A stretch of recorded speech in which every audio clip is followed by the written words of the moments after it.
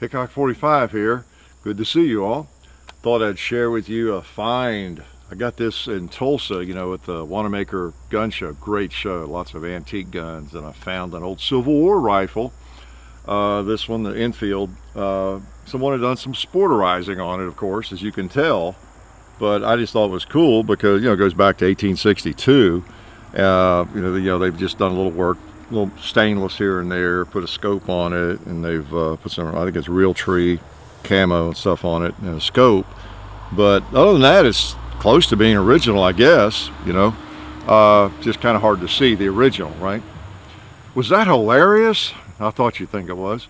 This is actually what the title says. It's an CVA Acura V2 inline muzzleloader. Okay? Now, I know a lot of you are throwing up right now. Some of you are, okay? And you're just, oh my gosh, Hickok has lost it. Well, a little bit. I've had requests to review an inline muzzleloader. Not thousands of them, but I've had some requests to do it. And the last time I got it, this has been, I don't know, 2, 3, 4 months ago maybe, it hit me.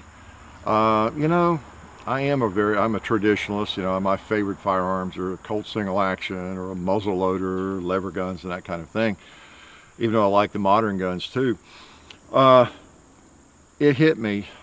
Yeah, maybe we ought to do that. You know, it was just like something fell out of the sky and hit me, because it was something I would have never dreamed of doing. You know, I would never dreamed of even owning one, certainly, even having one on the property.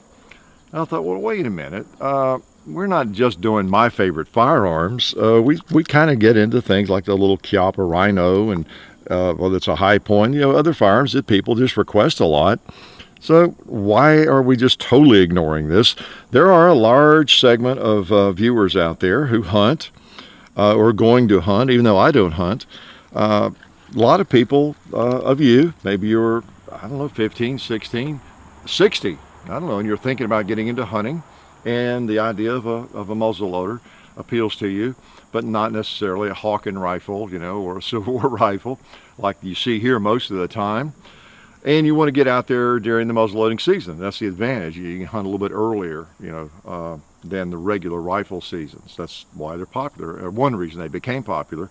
And then the same thing for bow hunting. You know, I think, I'm not an expert in this, you know, a hunter, but I think bow season opens first, and then they may even have a traditional bow season, then a compound bow season, I don't know, depending on where you live, and then the muzzleloading season and all that, and then finally you have the regular gun season. And that's why these are so popular.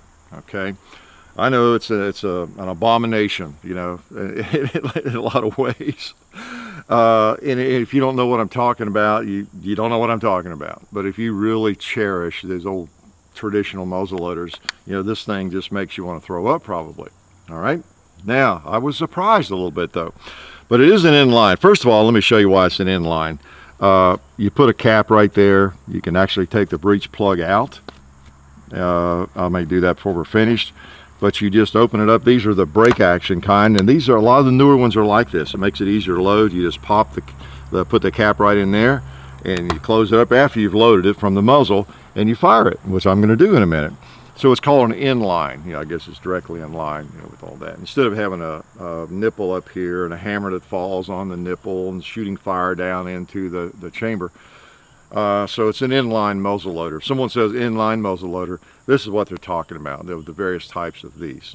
All right. So, and on top of that, I'll show you here what I did. I thought, you know, I do need to get with the modern era, so I put a scope on my Hawken, and I kind of like the looks of it, don't you? No one likes it?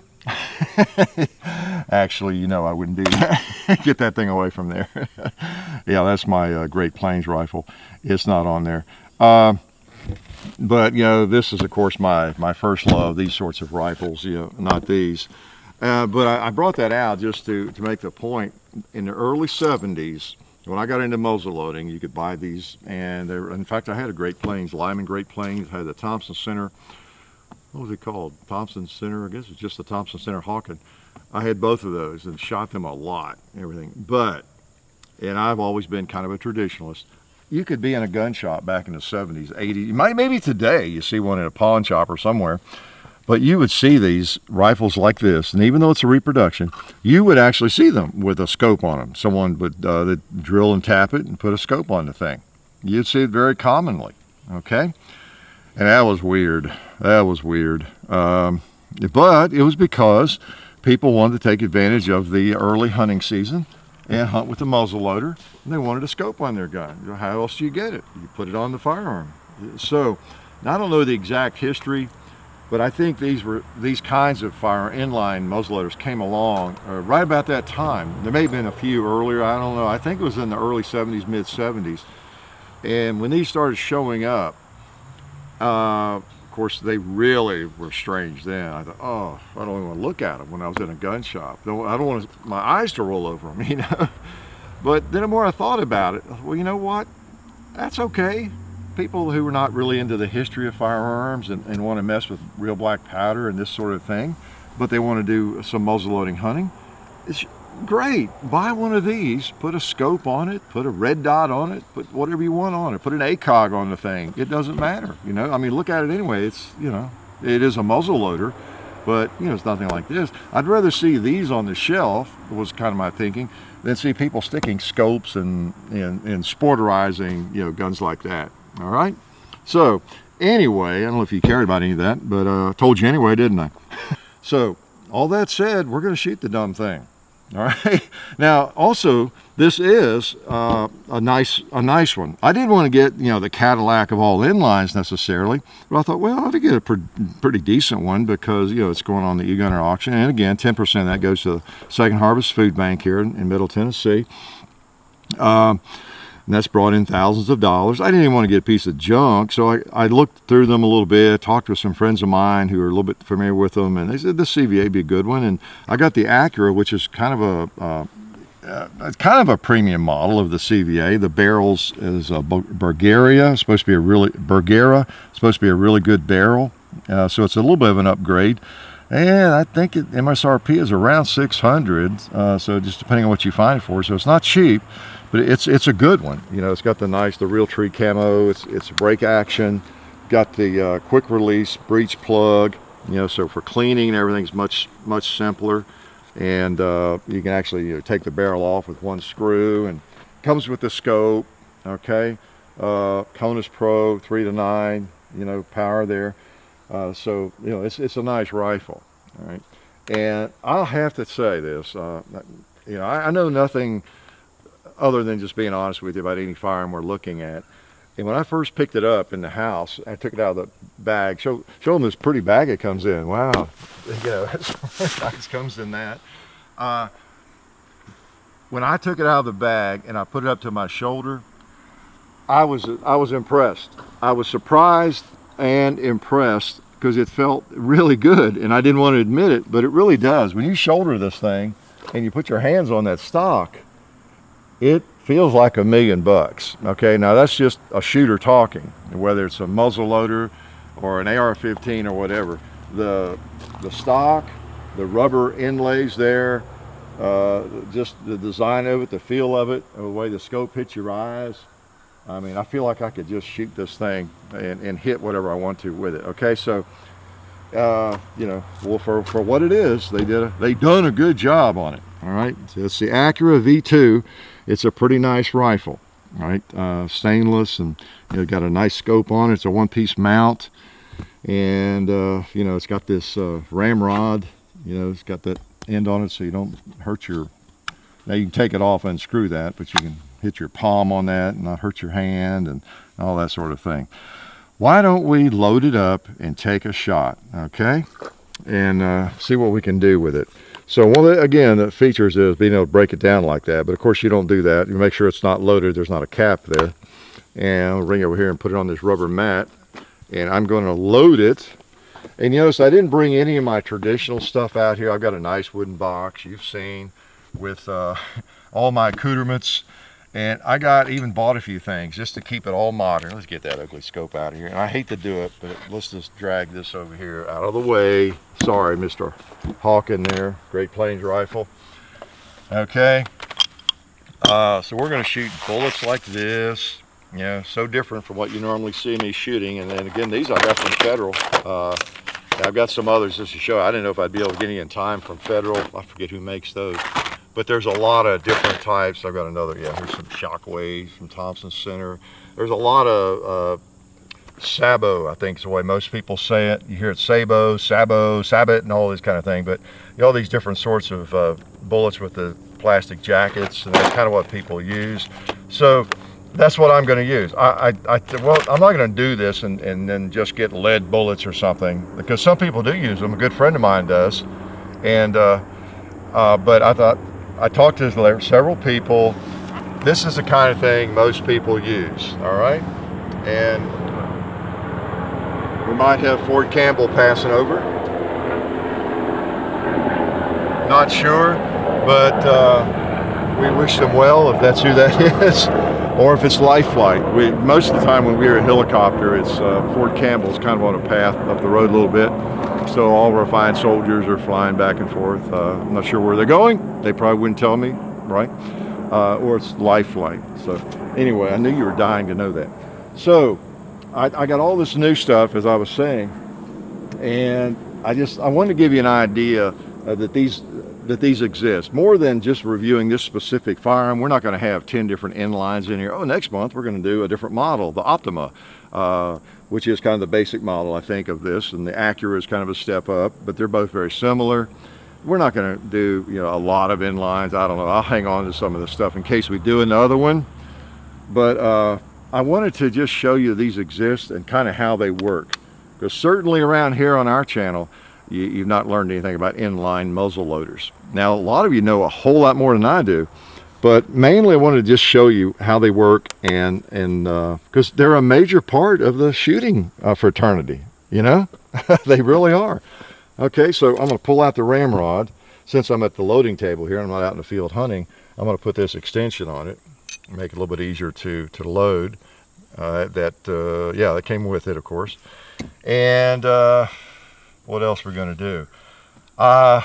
It's my understanding that most people who use these use powder pellets. Get that, see? Pellets, already pre-measured, right? These equal 50 grains. Okay, and I think it's about the same for any of the pellets, whoever makes them. I just picked up some that I found at Bass Pro or somewhere. So that's 100 grains. And this rifle, as I understand, it's okay to shoot magnum loads in 150 grains.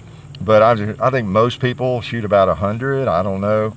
I'm going to shoot 100. 50 caliber, by the way, is by a mile the most popular caliber in these inline muzzle loaders. I mean, it's just everybody, it seems, shoots a 50. Partly because all the equipment, the bullets and everything seem to be for 50. 50 is good. All right, now I'm sure there's 54 and others too, 45, but you don't see much of it. If you walk into a shop anywhere looking for inline stuff, and you'll find it in any modern sporting goods store, there's a world of stuff for 50 caliber. Okay. This I got to show you. It's a little speed loader. How cool is that? And I guess you put that on your belt, and if you're hunting, there's 3 extra rounds. See, so again, with a muzzle loader, you're hunting deer or whatever you're hunting, elk. Probably one shot is it. That's the thing. But it doesn't hurt to have a couple extra shots. And with these, I'll just use one of them. How's this? You pull it out of there. It's kind of a soft rubber. Pull it out, and I just stuck those in before we started filming. So you stick a bullet in there and 2 of the pellets. You could put 3 in if you wanted to shoot at 150 grains, of course. And you just dump it in. Dump those pellets in there, powder pellets. And then there's the bullet. Got a modern ball starter even. How's that? Run that down. And run the bullet on down against the powder, just like you do with a modern one. And guess what? You're ready to go. You're ready to put your primer on there. These use a shotgun primer, was it 209 shotgun primer, okay? And that gives you more consistent ignition, than most of the caps on other muzzle loaders. So I think the sight is pretty much on. I've got a bunch of stuff set up, but we won't take that many shots because I've talked too much, but I wanted to educate you a little bit. Let's go over there and shoot, let's just start on the square plate, the shoot some steel target over there. we appreciate their furnishing that. You might notice we got a new tree here that disassembles and everything really easily, and another swinger there from them. So we appreciate their help. I'm going to put one on it if I can. All right. I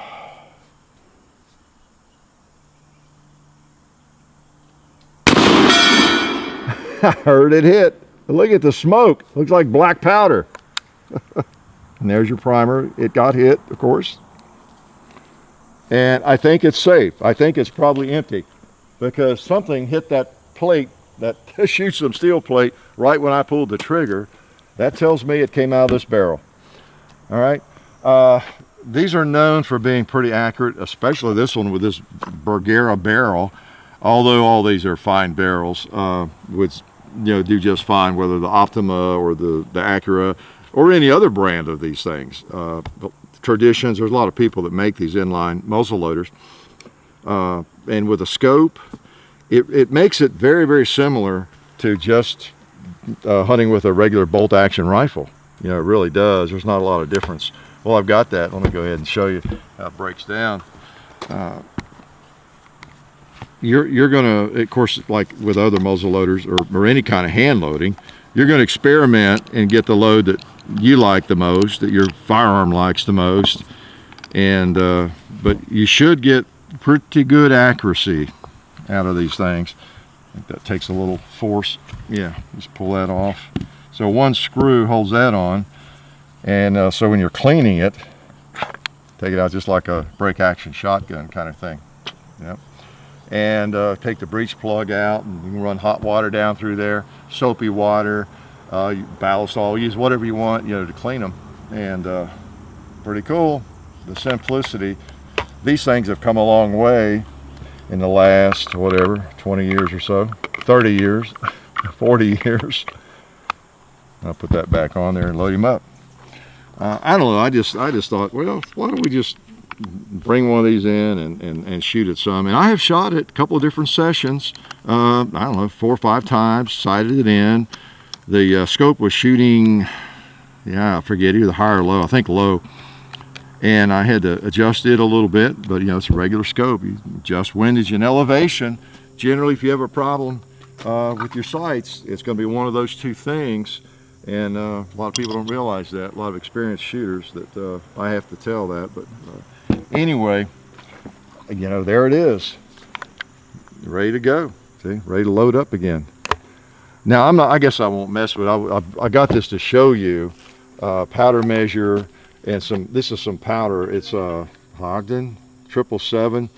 It's a black powder substitute, and I could pour some into a powder measure and load that up, and it have basically the same situation here. 100 grains. I guess most people shoot either 100 if they're using these pellets, or 150. I don't know. And like I said, talking with several people, I think one guy at Bass Pro was telling me that people under 30 or 40, younger folks, almost all use these, is his experience. But there's still a lot of older guys, gals, who measure out the powder and use loose powder. And you can, like everything else, there's arguments about which is more accurate. I think when you get right down to it, you might get just a tad more accuracy with loose powder, just because of the ignition, the way it lights up and all that. But there's people who don't think that's necessarily the case. So both seem to work. Okay, you're not talking about picking off flies at 300 yards with these anyway. But a lot of people use these. And I thought, hey, whatever people are using, if I'm gonna actually bring in a muzzle loader that has a scope on it and camo, stainless steel, inline, hey, I've already crossed that that bridge. And so let's just do let's show whatever people are using. And like I say, there's a lot of different kinds of these bullets. Most people are shooting these copper, jacketed bullets, the sabots or some variation of that. Some are not. My buddy shoots maxi balls, likes it, and he's taken a lot of deer with them. They're just lead maxi balls. And so use whatever you like. I'll shoot it again, okay? I'll put a couple more in there. I'll just pull these out of here. Let's see, what do we put in first, the powder or the bullet? I bet it'd be better if we put the powder in first. Yeah, look at this. Jacketed, plastic. I mean, I don't think Daniel Boone used anything like that. Or the Hawken brothers anticipated anything like this, right? That's all right. It's, again, chime in if you can add insight, but these things became so popular because people, I think it was driven by the opportunity to get into the field sooner, a little bit earlier for deer hunting or whatever, elk hunting, whatever kind. And you could only do that with a muzzleloader, see? And again, I think I'm correct. The traditional muzzleloaders, shooters, like the Hawkins and those kinds of things, those people, they were hunting already probably, and they, I guess, pressed their game departments in the various states and everything. Say, hey, wait a minute, we're hunting with a flintlock, you know? And we're out there trying to get the same deer or whatever in the field at the same time. People are coming in with scope-sighted 30-06s and everything. How about, so they kind of lobbied, I think, for getting into the field a week early or 2 weeks early or whatever it was. I believe that's how that started. Okay, we'll give you guys your own muzzle loading season, okay, a week early. Because, you know, you're hunting with a flintlock or a cap lock or something like that. Well, as we always tend to do, you know, it became an equipment race. Okay. So the manufacturers realize there's a hunting season and a lot of people are interested in it. They're putting scopes on Hawken rifles and things like that. So why don't we just build something like this? They're not as interested, maybe, some of these people, in the tradition or the traditional firearms. They just want to get out in the field and hunt early. They're deer hunters. You know, they're not necessarily even gun people, you know, or interested in history. And so let's make something for them. And that's kind of where I think these came from. All right, so I've got it loaded, even though I was talking. Yeah, I got her loaded and the bullet's seated. So let me find a primer up here. I'll put it in. As you can tell, I'm not going to get a lot of shooting in, but I just wanted to, unless y'all want to stay all night. All right, so she's ready to go. The hammer has a little spur on it that's reversible. It'll go on either side, right or left. So it is an ambidextrous rifle. There's no difference, you know, either way. Sight's ambidextrous and everything. You can use your right eye, your left eye. Well, you know what? I'm not going to shoot a lot, but how can we shoot this thing without hitting the gong?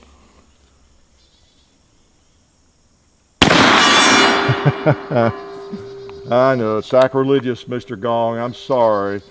Okay, I'll get in a little more shooting. I'll be loading here while I'm yakking. So I don't know. What else can I tell you?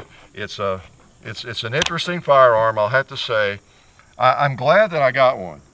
I've enjoyed learning more about it, okay, because it is you know, it's an area of shooting that a lot of people participate in, just like skeet shooting or something, you know, or shooting clay pigeons. I don't do a lot of that, but I do it occasionally, and so I can appreciate when people are talking about it, okay? I'm pretty familiar with it, even though I'm not very good at it. And so this has given me a new appreciation for this area of shooting. And, you know, makes me realize even more I'm not interested in it. Oh, if I was a hunter, well, no, I wouldn't even if I was a hunter. Oh, we got to hit a 2-liter too, don't we? So let's pick that red one off there.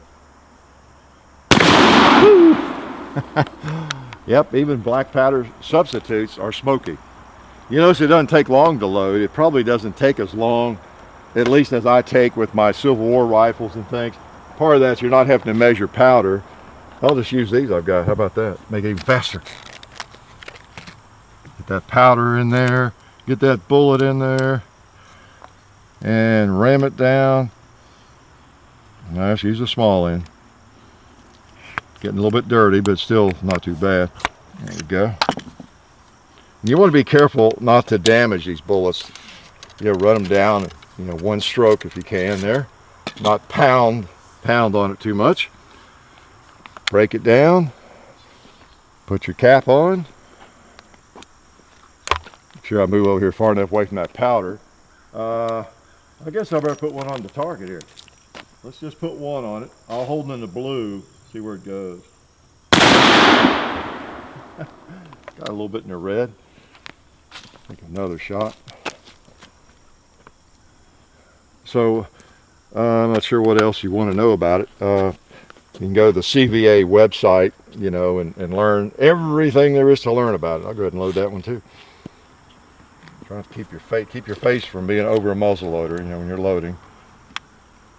See, it's getting dirty enough that I need to kind of hammer on it here yet.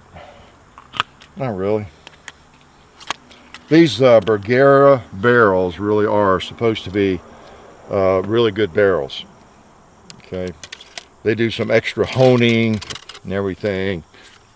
Supposed to be the most accurate muzzle loading barrels, as I understand. All right. So what else ought to be shot that we haven't shot? You know what? An animal has not been shot. This is a hunting rifle. So we should at least take out a, well, let's try that turkey up there.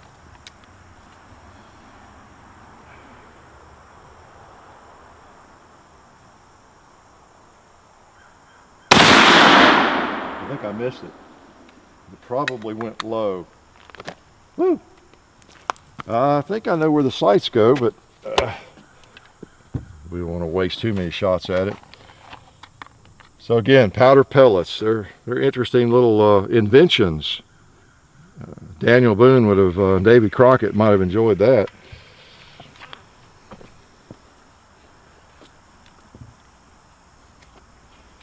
Now, I don't think they make inline flintlocks, okay? So don't expect those, all right?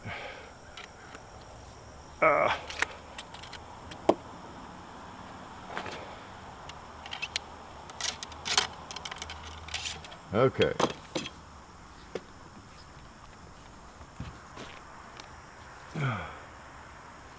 Let's load him up and fire. Gotta hit an animal, okay? Gotta hit one. Maybe I ought to shoot this tree. Too close. All right, let's just pick on a ram.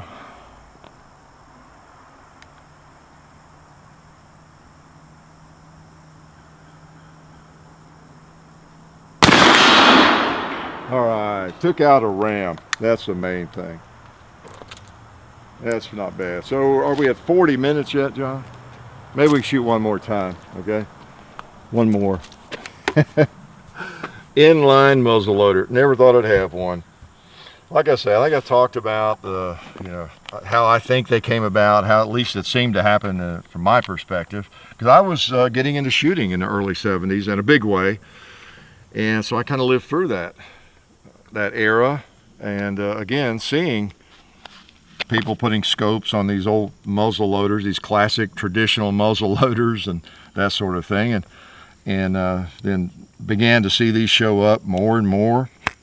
And again, since I'm not a hunter, I've never been drawn to them at all, you know, to say the least. You know, I'm well, you know, if you've seen a lot of our videos, you know, Civil War original rifles and you know, Hawken rifles and those kinds of things. Those are firearms I thoroughly enjoy shooting and studying about, and so they're so far at the other end of the scale than something like this that it's not even funny. It's not even, you can't even talk about it.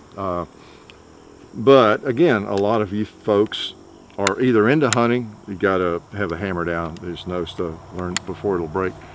You're into hunting, or you're thinking about this, gives you another season. And as we post this, I don't know when it'll be. Like right now, I think it's not even, I think it might still be bow season. But anyway, it doesn't matter. This might get posted like right during muzzle loading season, you know, in your state. I don't know, but it's just something you might want to think about. If you want some extra time in the woods or to get out there a little early. Okay, let's take out one more 2-liter here.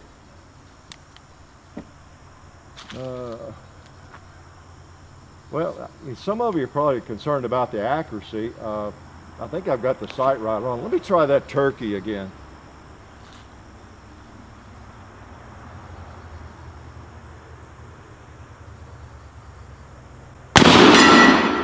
Yeah, I mean, that was just me on that miss. because the sight's on and you can just pop anything you want to. I flinched or just held a little bit too low on that first miss. Has a great trigger on it. And that's the kind of thing you get with this. You get reliable ignition, you know, with those shotgun primers. You get a great trigger, and you get a barrel, of course, is going to be accurate, at least as accurate as you are, and all that. And you get a rifle that you could take into harsh conditions. You know, there's no wood, stainless steel. And those are kinds of things that a lot of hunters are looking for, more so than to take their, you know, favorite Hawken rifle, even if they have it. And I shouldn't be so hard on people. Maybe I'm dividing people into two groups here. We've got enough of that going around, don't we?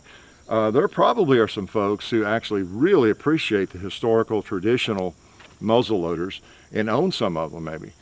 But they hunt and they go maybe places that they just decide to take this. Maybe it's muzzleloading season, or you can only hunt with a muzzle loader or something. And so they choose something like this on those days. I don't know, there's probably some people in that category that kind of cross over. It just seems most people are kind of in one camp or the other that I know. So the CVA Acura V2, if this floats your boat, this kind of rifle, then you know I would recommend this rifle if you're looking for an inline. If I were going to buy one and go hunting with it or something, or I had a need for an inline rifle, this definitely would be one I would take a hard look at. There might be one that's better for some reason. I don't know what it would be. It seems to work smoothly. You know, it cocks just like a Thompson center. Seems to load just fine. You know, the scope is fine for my purposes. It feels great on the shoulder. It just, in the hand, there's something about that rubber. Everybody that's picked it up has just been impressed with how it feels, even if they want to gag at the thought of, you know, owning it or shooting it. So anyway, I'll be nice because I'm doing this for you all out of the goodness of my heart. You may have no interest in traditional muzzle loaders at all, but you are interested in hunting or even just something like this for sports shooting. I don't know. Who am I to judge? Life is good.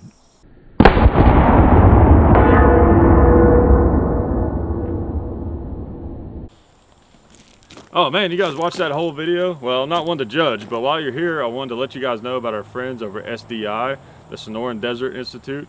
They're a fully accredited online distance learning program. They offer hands-on experience. They also accept GI Bill. You can get certified in gunsmithing or get an associate's degree in firearms technology. So check them out when you get a chance over at sdi.edu. Also, some of the new targets you may have noticed on our range are from shootsomesteel.com, so maybe give their website a look. And also the Vaultec safe that you might have seen on our shooting table, you can check those out at vaultecsafe.com. Also, don't forget to check out our website, hickok45.com. You can find all of our links to the different social media sites that you can find us on, like full30.com, the real Hickok45 on Twitter, on Instagram, Hickok45 on Twitter, Hickok45 on Facebook. There's also the Hickok45 and Son YouTube channel. So just go to the website and you'll find most of that stuff, and our t-shirts, of course. You can find all of our merchandise for sale there on hickok45.com. And man, I guess you guys are gonna have to find something else to watch on YouTube, because that's it. That's all I have to say. Appreciate it.